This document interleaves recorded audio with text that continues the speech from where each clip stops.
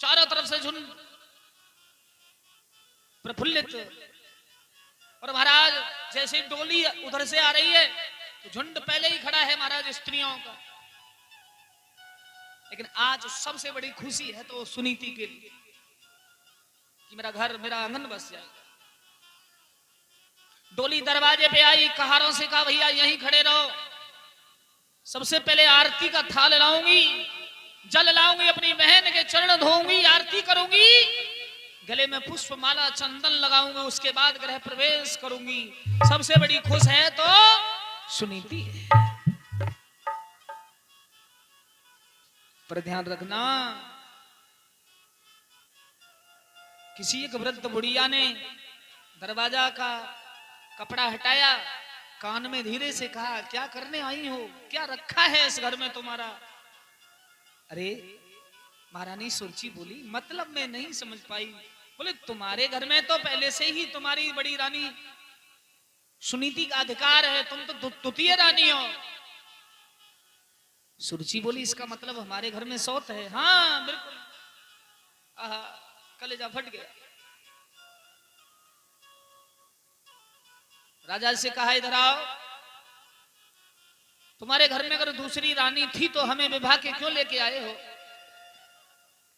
महाराज ने कहा देवी हमारी बड़ी रानी के पास कोई संतान नहीं और हम लेके आए हैं तो मतलब कारण यह है कि आप अंदर चलो ना, प्रवेश कीजिए। मना कर दिया महाराज, मेरा तो डोला वापस कर दो।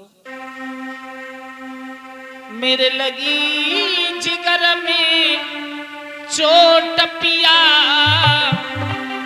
मेरो डोला वापस करियो। मेरे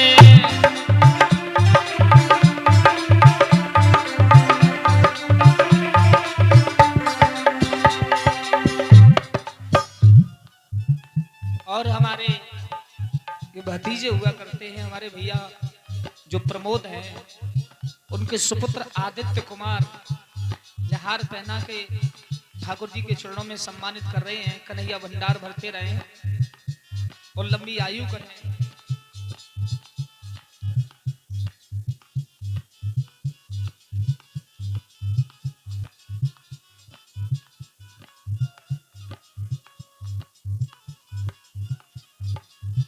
आज सुनीति का डोला, सुरुचि का डोला दरवाजे पर खड़ा है। सुनीति कहती है बहन नीचे आ जाओ, बहन नीचे आ जाओ। लेकिन कहा नहीं मैं नहीं आ सकती। और एक ही जवाब दिया मेरी बात तो सुनो ना, मैं नहीं आ सकती। और बोले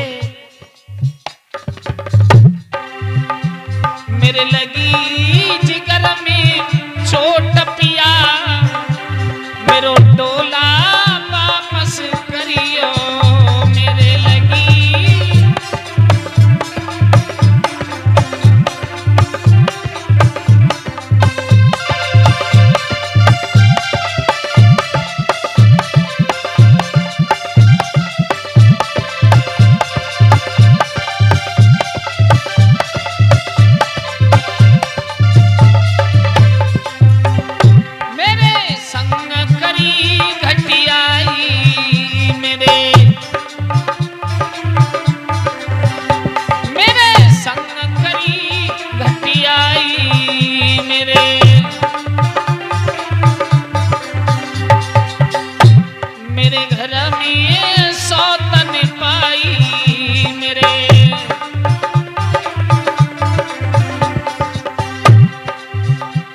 मेरो जीवन भव बर्बाद किया, मेरो डोला वापस करियो।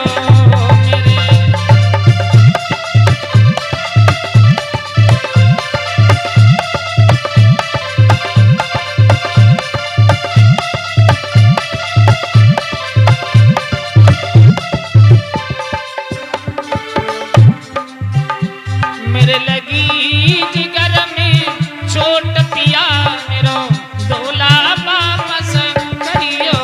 मेरे लगी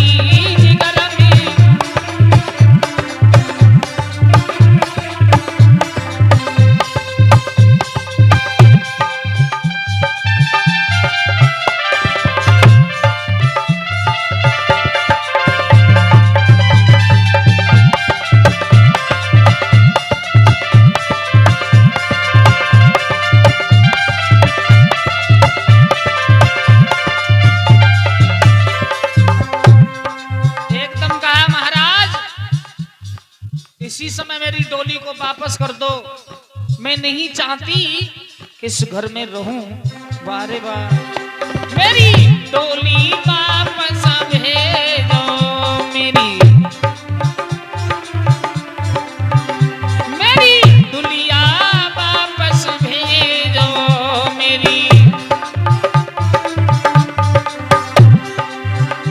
नहीं मरे जहर भी सुन खाई सजन मेरो, डोला वापस करियो मेरे।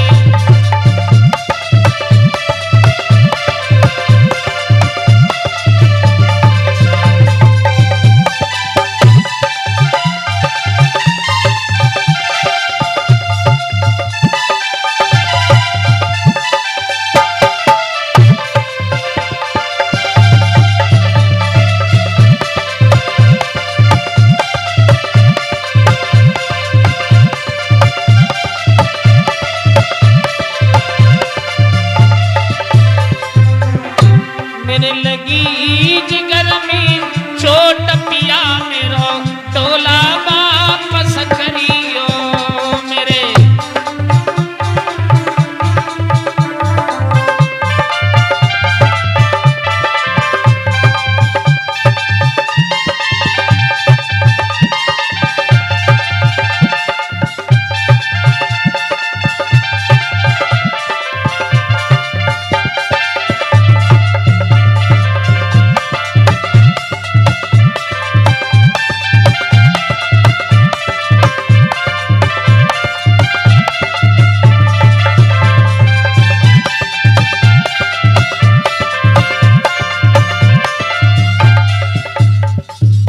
कह दिया महाराज, मेरी डोली को इसी समय आप वापस कर दीजिए। राजा ने कहा कोई बात नहीं देवी, आप नीचे आ जाओ। नीचे उतर आई महाराज और एकदम कहा कि ठीक है, मैं जानती हूं कि आपने इस घर में पहले से ही बिल्ली को रख रखा है, और जिस घर में बिल्ली होती है उस घर में चूहे नहीं रह सकते ना महाराज। सुनीति ने दोनों हाथ जोड़े, क्षमा करो बहन, मैं तेरी सेवा करती रहूं, जो तेरे बालक होगा मैं उसको खिलाऊंगी, जो तेरे संतान होगी मैं उसका पालन लालन करूंगी, तो राजरानी बन के रहे, मैं तेरी दासी बन के जिंदगी बिताऊंगी। सुनीति बार बार यही विनती करती है बहन। आज सुनीति दासी बन गई, सुरुचि रानी बन गई, और दीपांशु यादव श्रीमान दिनेश यादव जी के सुपुत्र हैं, ग्राम मुड़िया खेरा से, और इन्होंने पगड़ी और हार से सम्मानित किया है। एक रिफाइंड का टीन और 200 रुपए भंडारे में इन्होंने भेंट किया। जोरदार ताली बजा देंगे भैया के लिए। आकांक्षा और कामना है कि भगवान इनकी लंबी आयु करे, धन धान में वृद्धि करे, मेरे ठाकुर जी की कृपा इनके ऊपर बरसती रहे। सुखदेव जी कहते हैं, हे महाराज परीक्षित, समय आगे चलता चला गया, एक फटा हुआ कंबल मिला है सुनीति को रहने के लिए। अटारी पर मटके में दही भर दिया जाता है, हाथ में बांस दे दिया जाता है कि इन मटकों को रखाना है। अगर एक भी मटके से दही थोड़ा भी लिया किसी कौआ ने तो इतना तुम्हारा मांस खींच लिया जाएगा। पर ध्यान रखना, समय किसी का इंतजार नहीं करता।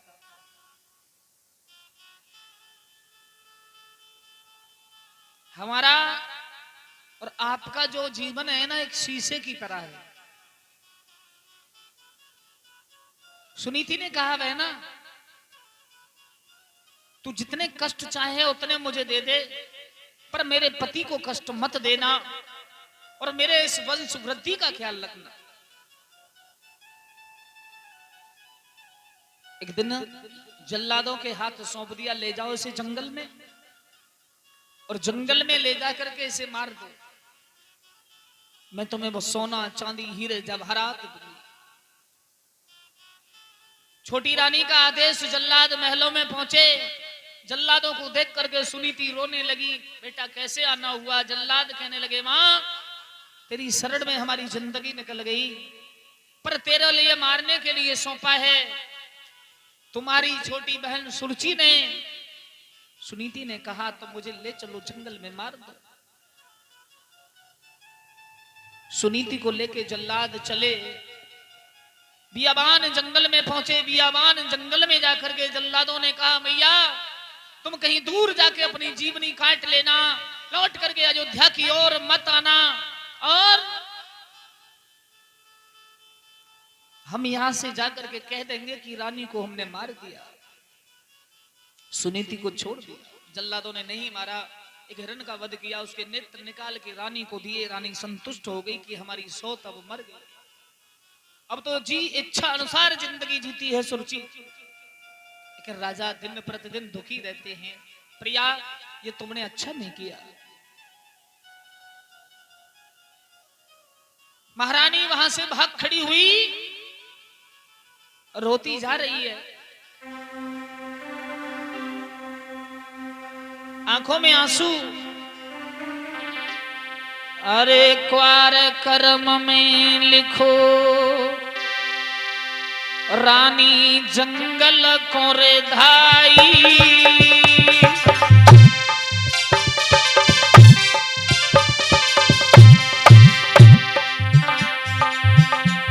और पिया बान के बीच विपत्ति जा दुखिया पे आई। अरे पिया बान के बीच विपत्ति जा दुखिया पे आई।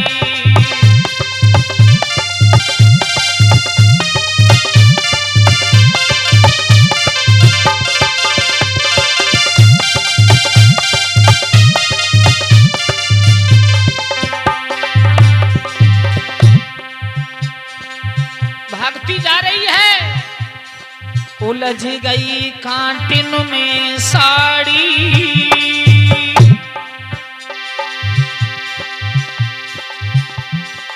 उलझ गई कांटिन में साड़ी, और जंगल के दरमियान रोई रही सुनीति अजुठाड़ी।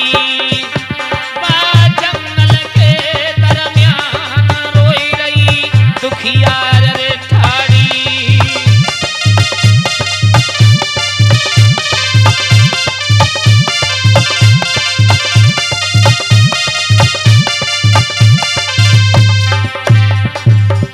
आज बियाबान जंगल में रो रही है, कांटों में साड़ी उलझ गई, भागती जा रही है, साड़ी को निकाल रही है तो एक सर्प आ गया। सर्प खड़ा है, सर्प से कहने लगी, भैया इतना उपकार तू कर दे, पैर आगे को बढ़ाया, मेरे पैर में डंक मार दे, मेरी जीवन लीला खत्म हो जाएगी, इस दुख को तुम ही बांट लो भैया, बांट लो ना। अरे सर्प मेरे दुख को तुम बांटो, अरे सर्पनिक दुख को तुम बांटो, और थोड़ी कृपा करो भैया मोई उंगली में का